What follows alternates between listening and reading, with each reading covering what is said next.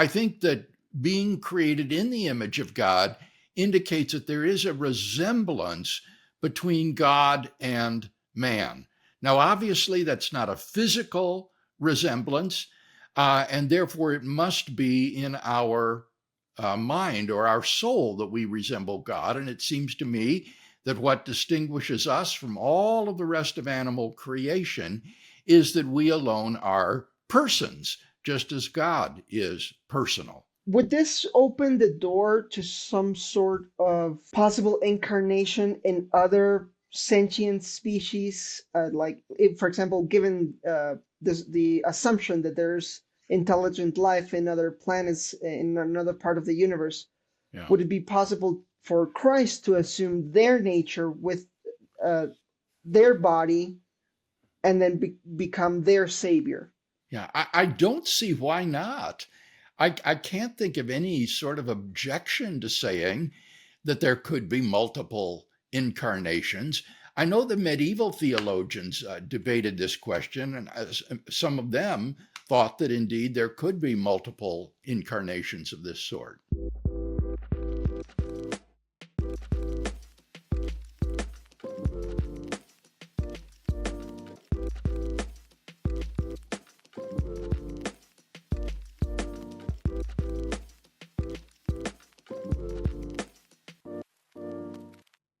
Hello again, Dr. Craig. We're happy to be with you today and connect again to keep on our discussion on the doctrine of the incarnation. How are you today? I am doing very well, and I've looked over the questions that you sent, and I anticipate that we're going to have another really interesting conversation today. You know, the first part was really, really encouraging, and I keep rewatching that video over and over again. And when it becomes available to the public, I know it's gonna generate a lot of questions and a lot of discussion. So we're very thankful for your time and thank you for Certainly. the research that you've done in this area. Now, as mentioned before, these Q&As assume that the audience is already familiar with your work. If not, they can go and watch your Defenders class. In this section, we're going to delve into the particular model that you have on the incarnation, which you've labeled Neo-Apollinarianism. Now, can you give us in a nutshell what Neo-Apollinarianism is and why did you select that title for your particular model of the incarnation? In a nutshell, it is the doctrine that the second person of the Trinity, the divine Logos, assumed a human body in the virginal conception and so became the soul of Jesus of Nazareth. And it seems to me that this is the best way to have a genuine incarnation of God in human flesh, not just an indwelling, such as when the Holy Spirit indwells a person, but a genuine union of God and man. And so I was very attracted to Apollinarius's view, but it has some deficits. And so I attempted to remedy the defects of the Apollinarian model and hence call mine Neo Apollinarianism. It gives a nod to Apollinarius for his originating the idea, but then the prefix indicates that that isn't the same old thing, it's different. Now, Apollinarius was an ancient thinker, and eventually his view got condemned in one of the councils. How has the modern reception of your model of Neo-Apollinarianism be throughout the evangelical world? I have been surprised at how many other contemporary Christologists are propounding a similar model. I think, for example, of people like Michael Ray or Andrew Loke or Stuart Getz or Charles Tolliver or a number of other contemporary Christian philosophers who are advocating this sort of neo-Apollinarian approach to the incarnation. So I've been very encouraged. Something on your view is really, really interesting that generates a lot of questions. And let's go with the first one. It's a little bit large because it has a quotation on this, but so bear with me here. It says here, when answering a question about Neo-Apollinarianism, running the risk of mixing or blending the two natures of Christ, because the Logos is the rational mind of the human soul of Jesus, you have answered, I do want to keep a distinct divine nature, and then there is a distinct human nature. That the body-soul composite is contingent, as I said, it begins to exist, and so that is a distinct nature. But I do think that the soul that makes up the nature is not merely human. It is at least human, but it is more than human. Can you expand on the distinction between Jesus being merely human and truly human? Mm-hmm. This distinction between being merely human and truly human was drawn by Thomas Morris in his book, The Logic of God Incarnate. And if any of our listeners are interested in Christology and have not yet read this book, they need to do so because it is a pivotal book and absolutely determinative for contemporary discussions. And what Morris says is that being truly human means having a complete human nature, whereas being merely human means having only a human nature. Christ was truly human, but he was not merely human because he had two natures.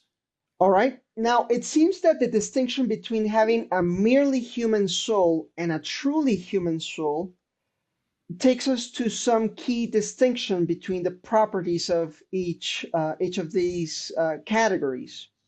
Now, some would say that having a truly human soul would be having properties like being the locus of a person, having a rational mind, having a subconscious, unipersonal, having freedom of the will or volition, self-consciousness, being related at some point with a hominin body, and limited knowledge, while having a merely human soul implies being created, being bound perhaps to eventually sin or have moral imperfection. Would this be a good distinction of a merely human soul and a truly human soul? Well, that wasn't what I meant, Raul.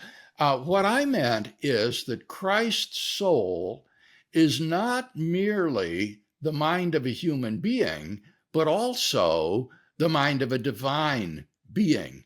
So as I look at your list of properties, I would agree that a merely human soul is created, but I would not agree that it is bound to sin.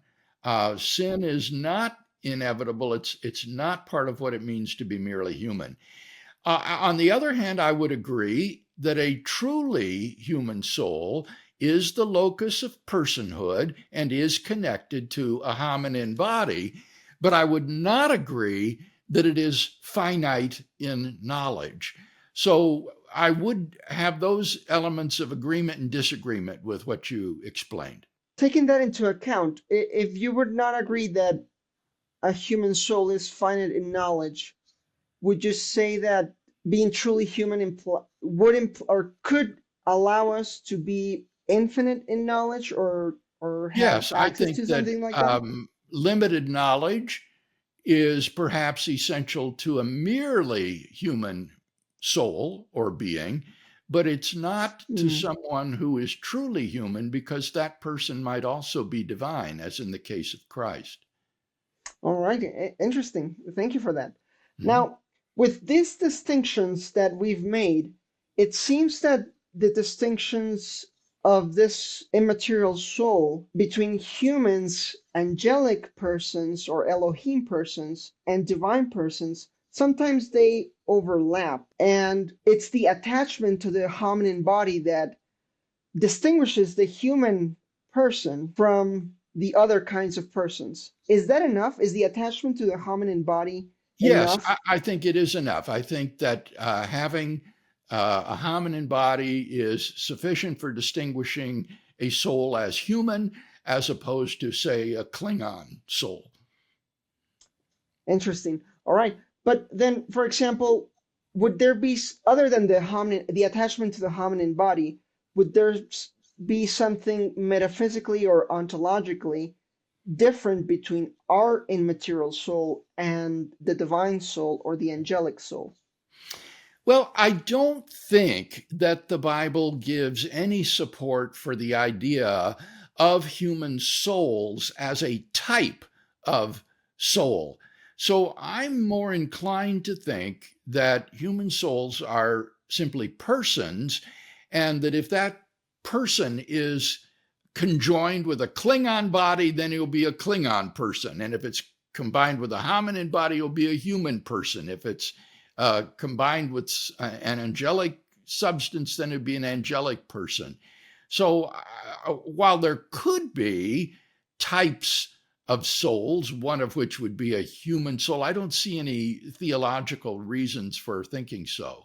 Well, from your work on the Trinity as well, because you've mentioned that God is a soul that is so enriched that it has three centers of self-consciousness. So from that, I take it that there's a distinction between the human soul, which can only support one center of self-consciousness, and the divine soul that can support three centers of self-consciousness. Would you say that that's a good distinction, Yes, or? that's fair enough. That would be different. All right, thank you for that. Let me see. Let me go to the next question here. It reads like this. From the previous conversation, it seems that the human nature is the body-soul composite. It's not the body alone, but it's not the soul alone either. Now, the body, the hominin body, by definition, is human. Mhm. On Neo-Apollinarianism, Jesus' soul is not human because it is identical with the Logos. The Logos becomes the soul of Jesus, in your words. On this description, it seems that Neo-Apollinarianism collapses back into Apollinarianism. What exactly would be the distinction between the two? On my view, Jesus has or is a rational soul in contrast to Apollinarianism. Apollinarius denied that Jesus had a human rational soul, whereas on Neo Apollinarianism, Jesus' soul is human, contrary to what you said. Uh, Jesus does have a human soul, but it's just not merely human. His soul is truly human, but it's not merely human. And let me see if I can follow your train of thought here. It is truly human because it becomes attached to the hominin body of Jesus, right? Yes. Okay. When would you say that the soul becomes attached to the body, whether on Jesus or any human, at the Well, I moment of think it's conception? probably at conception. I don't have a knockdown argument for that, but I think that's safest to assume that this occurs at conception. All right. When discussing Christ's soul being truly human, you've stated that the Logos brings to his hominin body precisely the properties needed to make a complete human person or man, owing to the fact that man is created in the image of God. This assertion prompts an interconnected question. Given this framework, does this not imply that a component of Christ's human nature has eternally existed? Yes. All right. Is it this not problematic to affirm that a part of the human nature of Christ has always existed? No, I don't think it is problematic because the whole human nature is contingent and began to exist at the virginal conception. All right. One of the chapter directors, and I'm not recalling exactly his precise words, but he's mentioned that you've sometimes referred to this as the archetypical man before the Yes. incarnation. Could you expand a little bit on that? What does that mean? What I meant is that Jesus has all of those personal qualities that go to make up human personhood apart from a hominin body. And therefore, he serves as the archetype for the image of God. We are created in his image and being persons. So by taking on a hominin body, Christ completes his human nature, having both a human soul and a human body. I guess so. We would say that that's where we derive our image of God, because God is personal and He had these attributes. These attributes are part of what He shares when He creates humans and shares. I guess would it be correct to say He shares part of His nature, or shares part of His attributes with us? Yes, we've got to be careful about the language of parts, but I think we would want to say that we have some of the properties that God himself has, like self consciousness, freedom of the will, moral agency, intentionality, and so forth. And I think that being created in the image of God indicates that there is a resemblance between God and man. Now, obviously, that's not a physical resemblance, and therefore it must be in our mind or our soul that we resemble God. And it seems to me that what distinguishes us from all of the rest of animal creation is that we alone are persons, just as God is personal. Would this open the door to some sort of possible incarnation in other sentient species? Like, if, for example, given the assumption that there's intelligent life in other planets in another part of the universe, Yeah. would it be possible for Christ to assume their nature with uh, their body and then become their savior? Yeah, I don't see why not. I can't think of any sort of objection to saying that there could be multiple incarnations.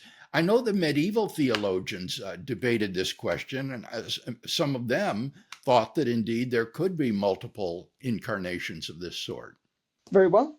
Going back to church history, the wording in the Council of Chalcedon sometimes is confusing. For example, it isn't clear to me how we should not confuse or blend together Christ's natures. Aren't these terms ambiguous?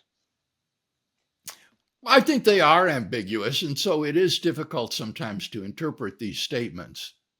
Definitely, because sometimes one could say, or one could interpret these terms as to say that Neoapollinarianism is blending the natures. Mhm. Would you Mhm. say that there are guidelines established by the church or church council or any authority to prevent ambiguity on these adjectives? Well, it seems to me that what the church fathers meant to affirm was that the natures of Christ each needs to be complete. He has two whole natures.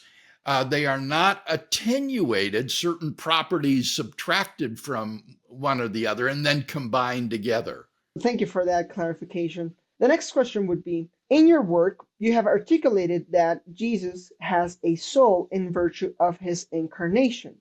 That is to say, the body soul composite that is Jesus' concrete nature has a soul. It is a human soul in virtue of its being united with a hominin body. This statement raises several profound questions. The first one says, when we say that Jesus has a soul in virtue of the incarnation, it seems to imply that there is another entity different from the Logos. Wouldn't this imply the existence of another person additional to the Logos? I do not mean to imply that there is another entity different from the Logos, namely the soul of Jesus. In fact, that's the classic Christian position. And I do think it threatens to postulate a second person in addition to the Logos. But my position is that the Logos is identical to the soul of Jesus, and therefore they are not two different things. All right. Second question. Furthermore, if we consider that Jesus' soul would not exist without its union with the hominin body, how then do we reconcile the assertion that the Logos becomes the soul of Jesus? Given that the Logos is eternal, does this not imply the eternal existence of the soul of Jesus independent of its incarnation? Mhm. Jesus' soul does exist without its union with the body, but it is not then the soul of Jesus. To illustrate, there's a possible world in which my uncle exists, but in that world, he is not my uncle. Maybe I haven't even been born in that world. So, at the risk of getting a little too technical here, but respecting the high intelligence of our chapter directors in Latin America, let me explain that descriptive expressions can be used either referentially or attributively. When you use a description referentially, you mean to pick out the object under that description. When you use the description attributively, you mean to attribute to the object the properties in the description. So, for example, we've probably all heard the joke of the man who says, I never kissed my wife until we were married, because before we were married, she wasn't my wife. Well, now the joke here is that he is mixing referential and attributive uses of the expression my wife.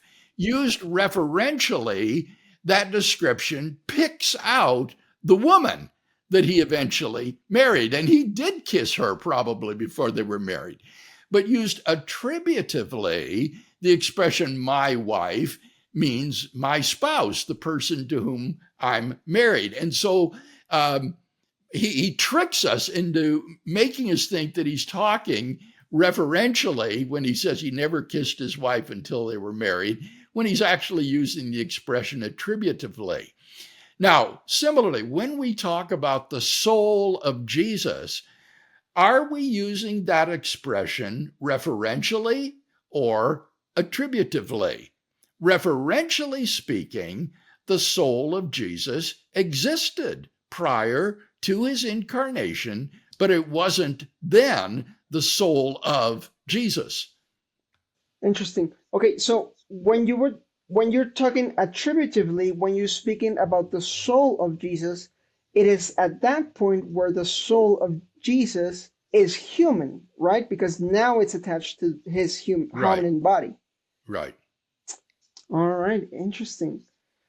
Well, that's mind blowing, and I'll need to study that a little bit more. But it's really a really interesting distinction. Thank you for that. Now, let's go back a little bit to the question of Jesus' omniscience and his knowledge. The question reads like this: Was all the conscious activity of the Logos confined to the consciousness of Jesus? That is, was the Logos limited in the consciousness of Jesus, and is it correct to say that it was limited to the consciousness of Jesus? I have no hard and fast position on this question. I am open to Thomas Morris's view of a sort of wider consciousness of the Logos that included the consciousness of Jesus as a sort of subsystem or part. But on the model that I offer, we can think of the consciousness of the Logos as equivalent to Jesus' consciousness. Let's say that God decides to incarnate again in a different species Ah, today. And so the second person of the Trinity would assume a different nature. His yes. consciousness in that second incarnation would also be limited to that incarnation, right? Well, now that is a really great implication of that previous question that I hadn't thought of. In this case, it would seem that you would have to say that the consciousness of the Logos is not limited to the consciousness of Jesus, because it would also include the consciousness of this other being, which is Christ incarnate on some other planet. So he would have two conscious lives underlain by this divine subconsciousness. Interesting. Yeah, I know. I'm sorry. It's just that while we were studying about this incarnation, all of these questions popped up. And if you saw us when we were studying this, when we were Mhm. gathering together, a lot of weird questions came up. Yes. All right. Next question. In your book, The Historical Adam, a biblical and scientific exploration, it is mentioned that Jesus could have assented to propositions that were not true without really believing them, such as the existence of Adam, assuming, of course, that he did not exist, or that the mustard seed was the smallest of all, and that this could give a more realistic view of his human experience. How can we understand that a person can assent to something false without actually believing it? Mhm. Now, I actually used the word accept. You can accept a proposition without believing it. A great example would be the practice of mathematicians with respect to the axioms of standard set theory. The set theorist simply accepts the standard axioms, and then he derives from them the various theorems of set theory that he is able to deduce. But that doesn't mean that he actually believes the axioms are true. He simply accepts them for the purpose of seeing what set theory would imply. Now, similarly, we could say that Jesus gave only verbal assent to certain propositions, like that the moon is luminous, or that the mustard seed is the smallest of all seeds, but didn't really believe these. Oh, interesting. I like the example of the moon being luminous. That really clarifies Mm-hmm. the subject. Now, before going into the next question, maybe can you explain a little bit how Jesus's consciousness and subconsciousness work in the incarnation in your model? On my view, Christ is a single person, but within his person, consciousness and subconsciousness are distinguished in a theologically significant way. All of us have much more to ourselves than what we are consciously aware of. Our conscious experience is underlain by a deep subconsciousness that will often affect our conscious behavior in ways that we don't even understand and are not even aware of. Other times, we may have something in our subconscious, a memory belief, for example, that we have difficulty accessing. And then later it suddenly comes to us and we remember. We knew it all along, but we weren't conscious of it. And so I want to say that in Jesus, the conscious elements of Christ's life were consistent with having an ordinary human experience. So Jesus, as a little baby lying in the manger, had an ordinary infantile human consciousness. And as he grew into boyhood and then manhood, he matured in his knowledge and understanding. You don't have the monstrosity of the baby Jesus lying in the manger contemplating the infinitesimal calculus, for example. So I would say that the Logos, in becoming incarnate, allowed only those portions of his intellect to be consciously apprehended, which were consistent with the experience of an ordinary human being. All right. Now, would you say that his divine omniscience was secluded in the subconscious, right? Not exactly. Okay. In answer to your question, whether Jesus had access to the divine knowledge of the Logos, I would say that it's not my position that Jesus did not have access to the divine knowledge of the Logos. Rather, all of his knowledge is divine knowledge of the Logos because there's only one person who is Christ. Mm, His waking consciousness just contains a part of all that he knows. It is a part of his divine knowledge, a part that is consistent with an authentic and ordinary human consciousness. oh, all right, all right. Okay. Next question. It reads like this. The Bible teaches that he sustains the universe. In the incarnation, did he cease to sustain it, or did he continue to sustain it unconsciously? I would say that he continues to sustain it unconsciously. It would be in the same way that your heart beats without your conscious control of it.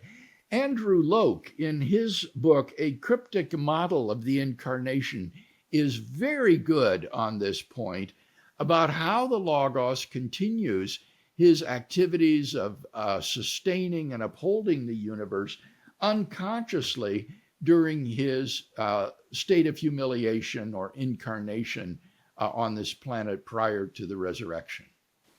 I was planning to study his view and his book after we were done with this Q&A sessions because I was focusing on your model. But what would be the similarities between Loke's model and the differences with your model? The similarities between both of your models and the differences between both of your models. If I understand him correctly, I think the models are virtually identical.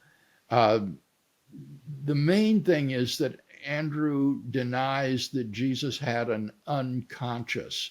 He had a subconscious, which he could access when he wanted to. But the way Andrew uses the word unconscious, this would indicate things to which we do not have access, things that we Mm. cannot retrieve. And I would agree with him that in that sense, Jesus did not have an unconscious, but had a subconscious from which he could, if he willed, retrieve additional knowledge. So I think that really there isn't much daylight between his view and mine. All right, thank you. Now, all of these questions about the incarnation and the models that have been proposed and the ones that have been condemned, like Nestorianism or Apollinarianism, we want to say as a church that the Logos assumed a human nature. And this is because a church father, Gregory of Nazianzus, established a principle which reads, that which is not assumed is not saved. Why must we follow this principle? I wondered this too when I first began to consider Apollinarius's view. It's not just obvious that that which is not assumed is not saved. But I think we can see the rationale for this principle when we consider why the incarnation was necessary at all for our salvation. In order to redeem humanity, Christ had to become human himself, and that meant becoming truly human. And therefore, he had to have both a body and a soul in order to be truly human. All right.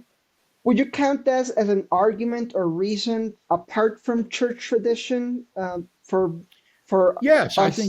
I think that Gregory gives an argument for why uh, you cannot have an incomplete human nature and yet have Christ's atoning death be efficacious for our redemption and salvation. So, yes, this is not just an appeal to tradition. I think this is a pretty good argument. All right. Now, I think one of the implications of your model, because Jesus is just one person and his soul is identical with the Logos, it goes into the debate under what is called monothelitism and diothelitism. Could you give like a brief sketch of what this debate is? Sure.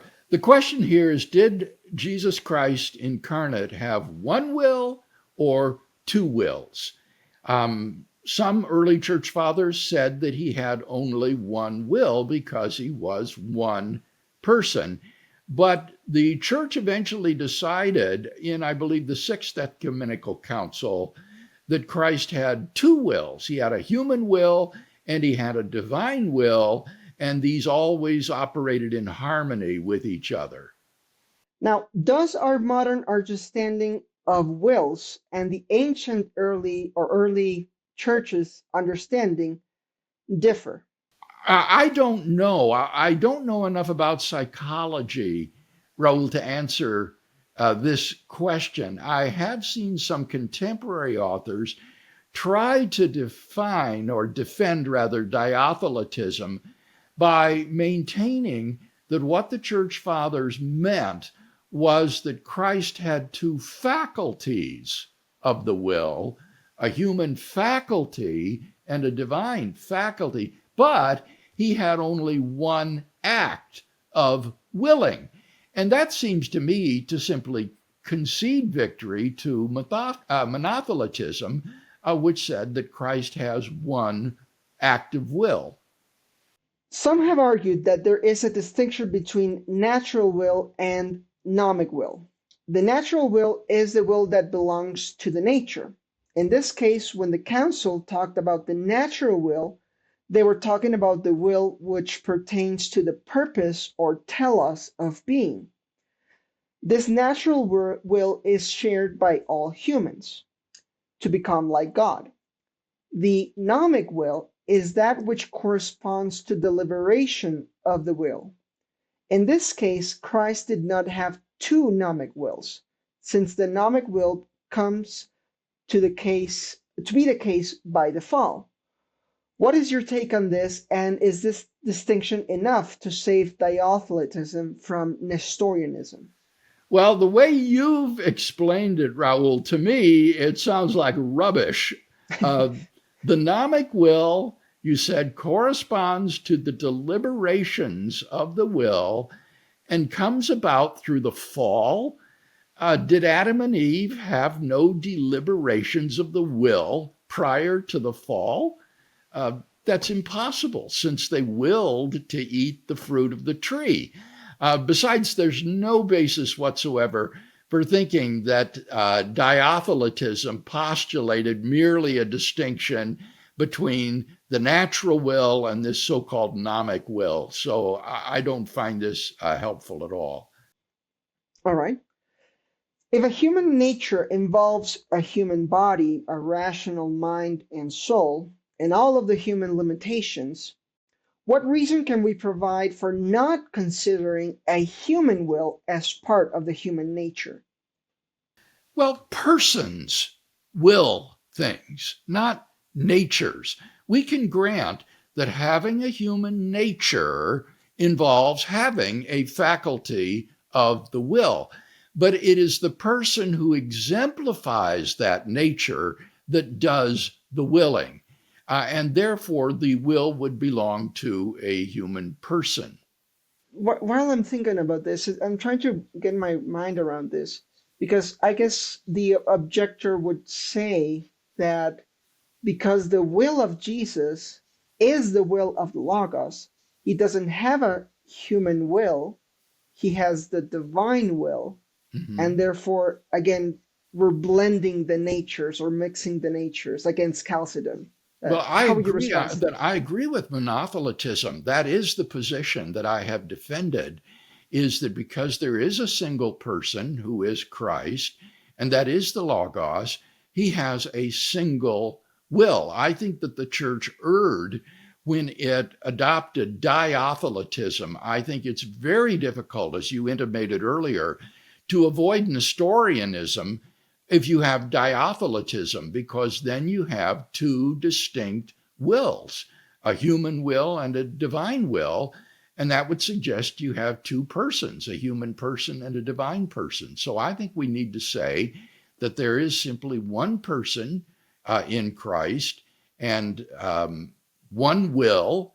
And although that will is truly human, it's not merely human because it is the will of the Logos. On this same subject, Eleanor Stump, in her work on freedom of the will, and Augustine has proposed a model where we as human persons can have conflicting desires or wills. For example, I can will to be on a diet and eat healthy, but I also have a will to eat the entire cookie jar. And this is a real fact, by the way. It seems that I have two wills pointing in different directions, but I am still only one person. Can this be an illustration of a single person with two wills? No, I don't think so, Raul. What you're describing is a person's will being pulled in different directions by temptations or motivations. But what diotheletism is describing is Christ's having two distinct acts of will. And that's a very different thing than the illustration with the cookie jar. Then what would be the difference between the desire and a will? It seems to me that a desire is a psychological inclination or motivation. It does not make free choices as a person does. All right. Now, in the scene at Gethsemane, when Jesus prays that the cup should pass away from him, if we only posit one will, then the will of the second person of the Trinity is in conflict with the will of the first person of the Trinity. That is, the Son's will is in conflict with the will of the Father. How can we explain this in Neo-Apollinarianism and monothelitism? I would say that his will is not in conflict with the Father's will. On the contrary, he submits to the Father's will and he says, "Not my will, but thine be done." So I think this shows the distinction of the Father and the Son's wills, but it shows how the Son submits to the Father's will during his time on this planet. But I guess the objector would say that the mere expression of Jesus saying, "If possible, let this cup be taken away from me," would be an expression of a desire or the willing of Jesus not to go through the crucifixion. Would you say that's Yes, I right? think Or that's right. It's like the cookie jar or okay. the healthy diet illustration. He's feeling pulled here in another direction, but he Mm-hmm. nevertheless submits to and does the Father's will despite that temptation. Okay, interesting. Could this be an instance where his limited knowledge about the complete theological implications of the Passion, because he was human, was a key factor in the process of his willing or desiring not to go to the crucifixion? Well, I doubt that. I think it seems that Jesus' behavior at the Last Supper shows that he fully understood the significance of his atoning death. Rather, I think his vacillations represent one's natural fear and aversion to the horror of crucifixion and becoming a sacrificial offering. And that is doubtless a reflection of his human limitations, but I don't see it as a failure to understand the theological implications of his passion. Very well. Well, we have some chapter directors here that like to say hello, and we've reached the last of our questions on the incarnation. I'm sure, I mean, to be completely honest with you, Dr. Craig, the first part I had to watch it over and over again, and I'm sure I'm gonna need to watch this interview as well over and over again because it's such a rich conversation learning from you. Um, in a nutshell, what would you say about the importance of the incarnation, specifically about when dialoguing with Muslims, because Islam Oh is boy. in the grow right now, and conversations like this about the coherence and the models of the incarnations become more and more important for us right now. Yeah. The doctrine of the incarnation is at the very center of the Christian faith. It is the way in which our salvation was achieved. So, this is the heart of the Christian religion. And it needs to be defended rationally against those who deny the deity of Christ, like Muslims or Jews. And I remember the words of someone who was involved in ministry with Muslims. This person remarked to me that Muslim evangelism is a crash course in Christian doctrine. And I think that is very true, that the average Muslim does not understand the doctrine of the two natures of Christ. And therefore, if you are going to defend it and explain it to him, you need to have a sophisticated, intelligent grasp of the Christian doctrine of the two natures of Christ and their coalescence in the one person. Thank you so much for your time, Dr. Craig. It's always a pleasure to learn from you. And I hope to see you again soon, perhaps at EPS. I'm going this year. Thank you, Raul. It's been a pleasure to be with you.